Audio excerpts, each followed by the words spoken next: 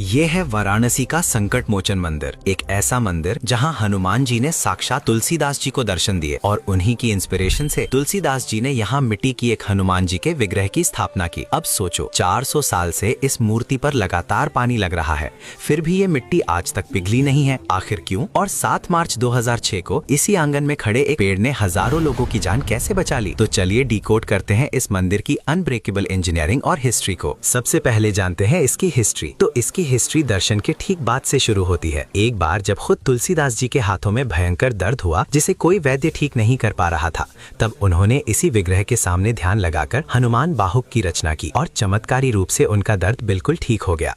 उसके बाद से ही ये जगह लोगों के दुख दूर करने का सबसे बड़ा सेंटर बन गई। वक्त के साथ उस विग्रह के चारों तरफ एक मंदिर बनाया गया। इसे बनाने में प्राचीन नागर स्टाइल आर्किटेक्चर का यूज हुआ और इसमें चुनार बलुआ पत्थर का यूज किया गया। इन मैसिव पत्थरों की डेंसिटी और वेट इतना ज्यादा होता है कि कोई भी आर्म फोर्स इन्हें इजीली हिला नहीं सकती और इस टेक्निक को और परफेक्ट किया गया 1900s के एक्सपेंशन में। पंडित मदन मोहन मालवीय जी ने जब मंदिर को बड़ा किया, इन हैवी पत्थरों को जोड़ने के लिए उन्होंने ट्रेडिशनल लाइम मोटर यानी चूने और सुर्खी के मिक्सचर का यूज किया। लाइम मोटर फ्लेक्सिबल होता है और सबसे कमाल की बात, इस चूने में सेल्फ हीलिंग पावर होती है, यानी हवा की नमी से इसके छोटे क्रैक्स अपने आप भर जाते हैं। अब आते हैं उस राज पर कि 400 साल से मिट्टी की मूर्ति पिघली क्यों नहीं? क्योंकि सदियों से इस पर लगातार सिंदूर और चमेली के तेल का लेप लगाया जा रहा है। साइंस की भाषा में ये तेल मिट्टी के ऊपर एक हाइड्रोफोबिक एक्सोस्केलेटन यानी वाटरप्रूफ शील्ड बना देता है। पानी इस शील्ड के अंदर जा ही नहीं पाता और मिट्टी अंदर पत्थर जैसी सेफ रहती है। और इन सभी डिटेल्स का असली टेस्ट हुआ 7 मार्च 2006 मंगलवार को। आरती की भीड़ में आंगन में एक डेडली बॉम्ब फटा, पर वहां खड़े उस पेड़ ने एक बायोलॉजिकल शील्ड की तरह बॉम्ब के श्रैपनल्स को अपने ऊपर झेल लिया।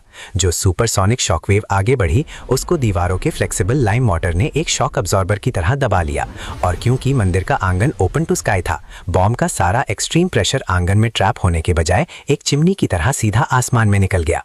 वो बॉम्ब इतना खतरनाक था कि उस दिन वहां हजारों जानें जा सकती थीं, पर एंशिएंट इंजीनियरिंग के साथ जब खुद बजरंगबली की शक्ति जुड़ जाए तो मौत को भी अपना रास्ता बदलना पड़ता है।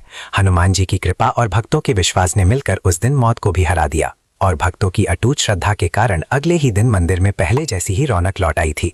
कमेंट में बताइए कि क्या आपने कभी इस मंदिर को विजिट किया है, और ऐसे ही और भी गजब की बातें जानने के लिए फॉलो या सब्सक्राइब करना ना भूलें। अगर आपको कहानियां सुनना पसंद है तो अभी डाउनलोड करें सुनो कहानियां ऐप, जहां आपको मिलेंगी जबरदस्त कहानियां, या कमेंट करें सुनो कहानियां, हम आपको लिंक डीएम करेंगे।